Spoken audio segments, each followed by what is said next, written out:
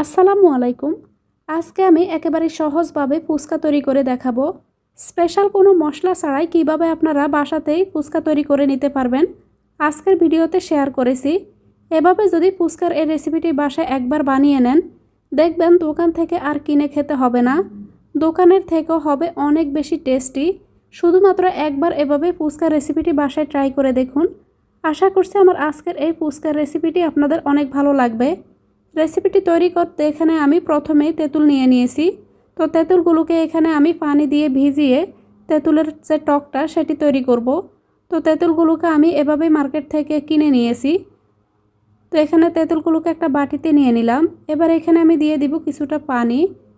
এবার চামচ দিয়ে তেঁতুলগুলোকে এখানে পানির সঙ্গে এখানে চুবিয়ে নিব, যেন তেঁতুলটা এখানে পানির সঙ্গে খুব ভালোভাবে ভিজে যায়। এবার এগুলোকে একটা সাইডে রেখে এখানে আমি আলুর পুরটাকে তৈরি করে নিব। এখানে আমি দুটি মিডিয়াম সাইজের আলু নিয়েছি। আলুগুলোকে এভাবে আমি ম্যাশ করে ভর্তা বানিয়ে নিয়েছি। তার সঙ্গে এখানে দিয়ে দিয়েছি কিছু সিদ্ধ ছোলা। ছোলাগুলোকে আমি আগে থেকে সিদ্ধ করে রেখেছিলাম শুধুমাত্র ফুচকার এই রেসিপিটি তৈরি করার জন্য। এবার এখানে আমি দিয়ে দিব কিছু পেঁয়াজ কুচি। আপনারা না চাইলে এখানে পেঁয়াজ কুচিটা নাও দিতে পারেন। দিয়ে দিলাম ফ্রেশ কিছু ধনিয়া পাতা কুচি। তার সঙ্গে দিয়ে দিব এখানে কাঁচামরিচ কুচি। দিয়ে দিব চটপটি মশলা, ভাজা জিরার গুঁড়া, ভাজা গোলমরিচের গুঁড়া, দিয়ে দিব এখানে মরিচ গুঁড়া, স্বাদ মতো লবণ। এবার এখানে দিয়ে দিব সামান্য একটু লেবুর রস। তো এখানে সরাসরি লেবুটাকে চিপে আমি রসটাকে দিয়ে দিলাম। এবার এই সবগুলো উপকরণ হাত দিয়ে খুব ভালোভাবে মাখিয়ে নিব। তো এখানে যে মশলা দিয়ে আমি আলুর এই পুরটা তৈরি করেছি, সেভাবে আপনারা এই মশলাগুলো দিয়ে আলুর এই পুরটা তৈরি করে নেবেন। তো এখানে আলুর পুরটাকে আমার রেডি করা হয়ে গিয়েছে। তো এর মাঝে কিন্তু আপনারা লবণটা চেক করে নেবেন। এবার যে তেঁতুলটা আমি পানিতে ভিজিয়ে রেখেছি, তেঁতুলটাকে এবার হাত দিয়ে খুব ভালোভাবে আমি মাখিয়ে তেঁতুলের মধ্যে যে তেঁতুলের যে ফ্লেভারটা থাকে সেটিকে আমি বের করে নিব। তো এখানে তেঁতুল থেকে বিচিটাকে এভাবে হাত দিয়ে কচলিয়ে আমি আলাদা করে নিব। তো একবার মাখিয়ে নেওয়ার পর এখানে আমি অ্যাড করলাম আরও কিছুটা পরিমাণ পানি। আবারও হাত দিয়ে এগুলোকে আমি মাখিয়ে নিব। এবার তেঁতুলগুলো থেকে এভাবে চিপে চিপে রসটাকে আমি আলাদা করে নিব, আর বিচি আর আঁশটাকে আমি এভাবে ফেলে দিব। আপনারা চাইলে তেঁতুলের বিচি আর আঁশটাকে আবারও কিছুটা পানি দিয়ে এখানে তেঁতুলের রসটাকে বের করে নিতে পারেন। তো এখানে আমি সবগুলো বিচি এখানে তেঁতুলের রস থেকে আলাদা করে নিয়েছি। এবার তেঁতুলের এই রসটাকে আমি সেঁকে নিব। তো অবশ্যই কিন্তু তেঁতুলের রসটাকে এভাবে সেঁকে নেবেন। এবার এখানে আমি আরও কিছুটা পানি অ্যাড করলাম। এবার এখানে আমি কিছু মশলা অ্যাড করব।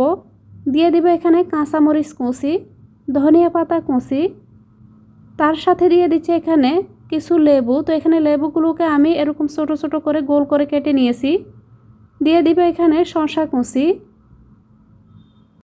তেঁতুলটা যেহেতু অনেক বেশি টক, তাই এখানে স্বাদের ব্যালেন্সের জন্য দিয়ে দিচ্ছি 3 টেবিল চামচ পরিমাণের মতো ব্রাউন সুগার। এখানে আপনারা চাইলে সাদা চিনিটাও নিতে পারেন, অথবা চাইলে আপনারা এখানে খেজুরের গুঁড়টাও সরাসরি ব্যবহার করতে পারেন। দিয়ে দিব স্বাদ মতো লবণ, চটপটি মশলা, মরিচ গুঁড়া, ভাজা গোলমরিচের গুঁড়া। এবারে সবগুলো উপকরণ একটু মিশিয়ে নিব। তো এখানে আমি তেঁতুলের টকটাকে কিন্তু রেডি করে নিয়েছি। আমি যেই উপকরণ দিয়ে তেঁতুলের এই টকটাকে রেডি করেছি, বিশ্বাস করুন তেঁতুলের টকটা খেতে জাস্ট অনেক বেশি টেস্টি হয়েছে। ফুচকা তৈরি করার সময় আলুর পুর আর তেঁতুলের এই টকটা যদি আপনারা পারফেক্টভাবে বানিয়ে নেন, তাহলে আপনাদের ফুচকার টেস্টটা কিন্তু অনেক বেশি ভালো হবে। এবার আমি ফুচকাগুলোকে তেলের মধ্যে ভেজে নিব। তবে খুব বেশি তেলের মধ্যে ভাজবো না, অল্প তেলের মধ্যে এগুলোকে আমি ভেজে নিচ্ছি। তেলটা যখন খুব ভালোভাবে গরম হয়ে যাবে, তখন চুলার আঁচটা মিডিয়াম টু লো হিটে রেখে ফুচকাগুলোকে আমি ভেজে নিচ্ছি।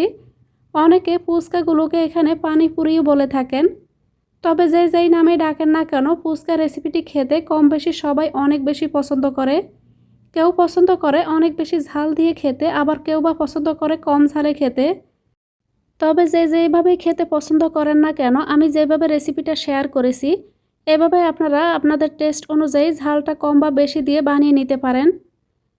এখানে একটি ফুচকার বল নিয়ে হাতের আঙ্গুল দিয়ে একটা সাইড থেকে কিছুটা পরিমাণ ভেঙে নিয়েছি। এরপর এখানে কিছুটা আলুর পুর দিয়ে দিলাম। উপর থেকে এখানে কিছুটা তেঁতুলের রস দিয়ে দিলাম। তো এখানে ফুচকাটা আমি এভাবে রেডি করে নিয়েছি। তো এখানে আমি আরও একটি ফুচকা বানিয়ে আপনাদেরকে দেখিয়ে দিচ্ছি যে এখানে ভিতর থেকে আলুর পুরটাকে আপনারা কিভাবে দিবেন। আপনারা আপনাদের টেস্ট অনুযায়ী কিন্তু আপনাদের পছন্দ মতো এভাবে আপনারা এগুলোকে সাজিয়ে নিতে পারেন।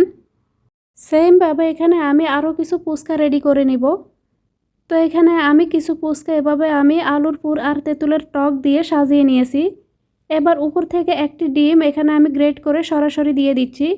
এতে করে ফুচকার টেস্টটা অনেক বেশি ভালো আসবে আর দেখতেও কিন্তু অনেক বেশি লোভনীয় লাগবে।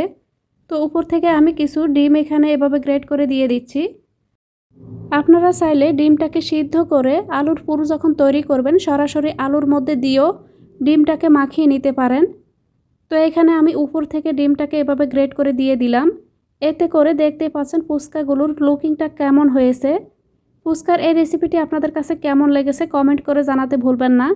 আমি যেভাবে ফুচকার এই রেসিপিটি তৈরি করেছি একবার শুধু বাসায় বানিয়ে দেখুন, দোকানের থেকেও হবে অনেক বেশি টেস্টি। স্পেশাল কোনো মশলা ছাড়াই একেবারে সহজভাবে ফুচকার রেসিপিটি শেয়ার করেছি। সবাইকে ধন্যবাদ।